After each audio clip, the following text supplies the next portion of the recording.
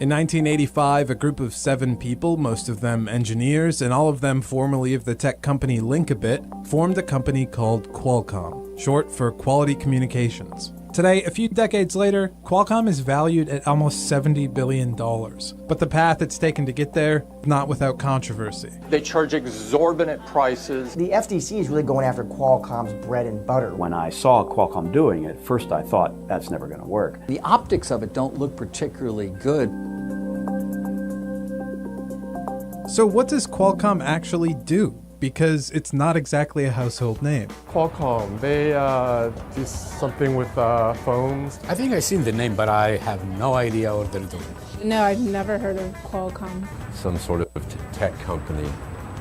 Apple and Qualcomm have some kind of, there's like maybe some kind of patent infringement. I think I have heard the name before, but beyond that, I couldn't tell you any more at all. And I haven't heard the name Qualcomm before.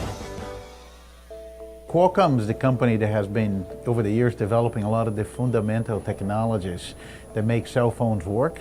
And we license that technology to a horizontal model that any company can come in.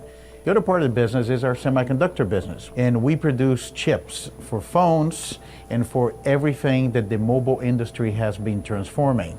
You should assume that the absolute majority of the phones today has a Qualcomm processor on it.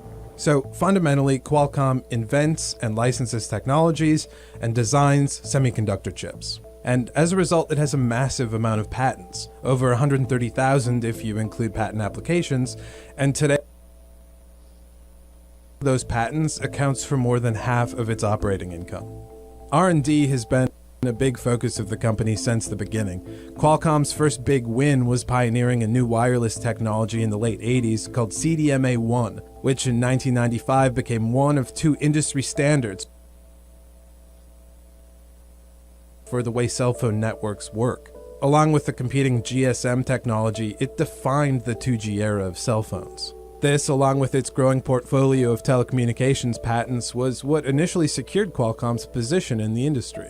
They really held a monopolistic position in 3G and 4G. They had the patents, they were the first, they were the best. Every phone you will see in the US, a few years ago, had Qualcomm modems in them. In every single generation of wireless, Qualcomm had contributed the fundamental technology that actually made that possible.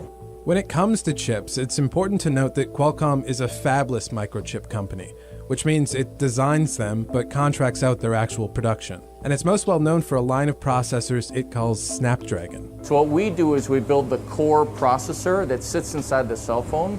Qualcomm's really known for something called an SoC, which is a system on a chip. That's really a computer on a chip. So you can think of the system on a chip kind of like the human brain. The system on a chip in a phone is very similar. So you have a lot of disparate functions, but they all work together cohesively with system software, and that's what the system on a chip does. If you look at the communications portion of the chip itself, let's say back in 2012 it was 100 megabits per second. 5 years later it was a gigabit per second. So more than a 10-fold increase over 5 years. And now as we move to the 5G generation, we're looking at another 10x improvement in speed that the device and Snapdragon can offer. And right now, 5G is a huge deal to Qualcomm. We started investing in 5G technology over 10 years ago, waiting for this moment that would come in 2019, and now we're right on the cusp of that happening. But what does 5G actually mean? If you go back in time and you looked at 2G, what did 2G bring? It bring digital voice, right? So your call was more clear. Then 3G and 4G emerged, and that was about more than voice. It was about connecting to the internet. But 5G will expand much beyond that. 5G will enable machines to talk to machines with high reliability. For example, an automobile, right? Automobiles, autonomous driving is emerging. So you want a very reliable, high-speed communication between automobiles. That's possible with 5G. A lot of the connectivity features, the 4G and the 5G technology and the telematics modules that allow us to have Wi-Fi hotspots in the car and leveraging content from the outside, or even a lot of the cellular V2X technology of getting time to green and light information, as well as safety features directly from other cars. You're going to start to see that in technology very soon in the coming years.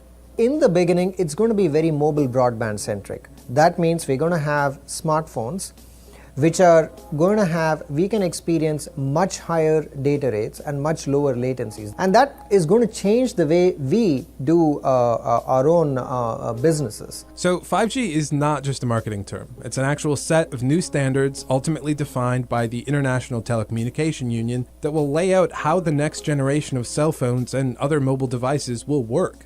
But how soon we'll actually be able to buy those devices and have the systems in place to make use of their 5G tech is yet to be seen. A lot of times in the semiconductor industry, our marketing outpaces our engineering.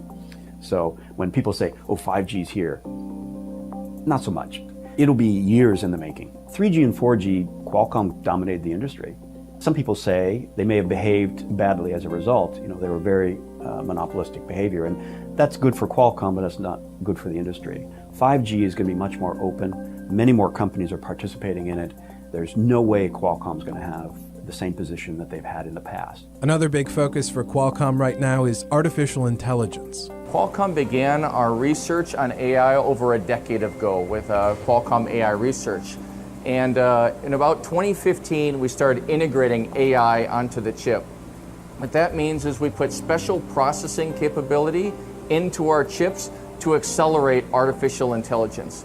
When you combine fast communications with 5G, with incredible computational capability with AI, then you really have a platform that'll change the world.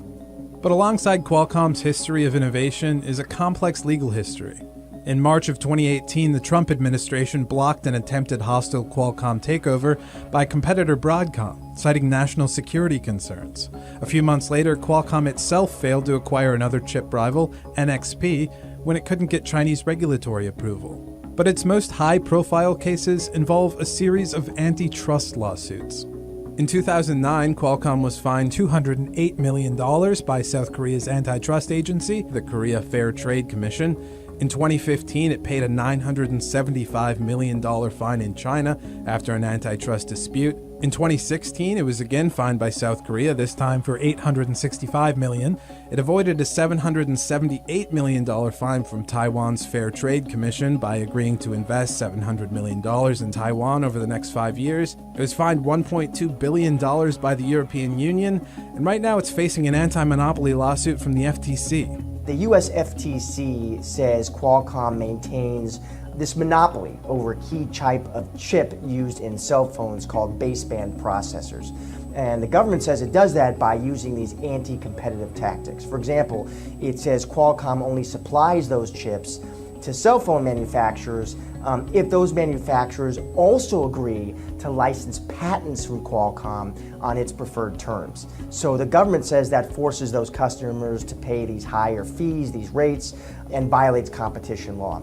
Qualcomm is fighting back very hard because Qualcomm denies any and all wrongdoing and says at the end of the day the government just hasn't actually proven that its business practices in any way harm consumers or the overall broader competitive market. When people sell chips, they just sell the chip. You pay for the chip, like going to the store. Qualcomm had a business model where if you used their chip, they got a percentage of the total cost of the device. So this business model is something I've never experienced. When I saw Qualcomm doing it, first I thought that's never going to work. But again, they had a monopoly. You had no choice. If you wanted an SoC, if you wanted a modem, if you wanted to be in the smartphone business, you had to do business with Qualcomm. The FTC is really going after Qualcomm's bread and butter, which is its patent licensing business, and that actually accounted for more than 50% of its operating income in its last reported quarter. The key point seems to be certainly the linking between selling a chip and also asking for a royalty as well as the money for that chip. Why is that something that you continue to pursue? When I buy a car, I get all the IP that comes along with that car. Why not when I buy a Qualcomm chip, don't I already get the IP that comes along with buying the chip? Well, there's a couple of reasons. One is, if you look, the agreements that we have two separate businesses. The licensing business is about licensing the full portfolio of Qualcomm's patents. Some of them involve the chip, some of them don't involve the chip. In fact, the vast majority of them don't involve the chip. Then on the chip side, we obviously compete in a very, very competitive chip market. And I think when we look at the market, there's no way to conclude that that isn't the most competitive semiconductor industry in the world. It is the who's who of people that want to work in there. And then there's Apple. The two companies worked together for years, but have now filed multiple lawsuits against each other. We're really just trying to get somebody to pay on a contract that's been in place for 10 years. You have people who are naysayers. One of the naysayers is not an analyst, it's Qualcomm. Qualcomm keeps telling me over and over again, you're going to come to the table, you have to, lost a suit in Germany, lost a suit in China, that wait till you see them cave. Are you going to cave? No. The issue that we have with Qualcomm is that they have a policy of no license, no chips.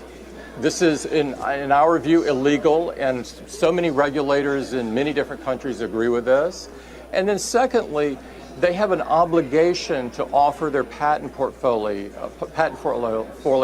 on a fair, reasonable, and non-discriminatory basis, and they don't do that. They charge exorbitant prices, and they have a lot of different tactics they use to do that. So the very basics of these recent legal fights are that the FTC and Apple think Qualcomm is behaving monopolistically. Apple thinks Qualcomm has infringed on its IP and vice versa, and both Apple and Qualcomm think the other owes them money. Let's say somebody who's not as familiar with the company, but sees the headlines. Well, they settled with the Chinese after a dispute. It was $1 billion. Now the South Koreans came after them, and it was a $750 million fine. They're challenging that. The FTC's come after them. Apple's come after them. I mean, the optics of it don't look particularly good for this unique business model you talk about. Well, I think it's probably more the result of the industry structure and how powerful some of the people that would like to attack that unique business model are versus the business model itself. And the Qualcomm model is being challenged in another way because companies are increasingly deciding to just make their own chips. Facebook's doing their own semiconductors. Google, Amazon, Tesla, these people from Qualcomm are now everywhere. It doesn't take semiconductor experts to make a chip anymore. Look, there's no question the company have been through a lot, especially like in the past year. In one of the most difficult years that we had, with a number of legal activities, plus a possible hostile acquisition of the company. During that year, the team here at Qualcomm accelerated 5G by 1 year, and some of the products we deliver, like the Snapdragon 845, has been one of the best products in our history. And I think that speaks to the resilience and the capability of the Qualcomm employees. If anything, I will say all of the challenges that we have made us to be a much more focused company, make us really understand our core competence and make sure that we continue to do what we do best, which is to move the technology forward, drive the new transition to 5G and basically expand mobile to other industries.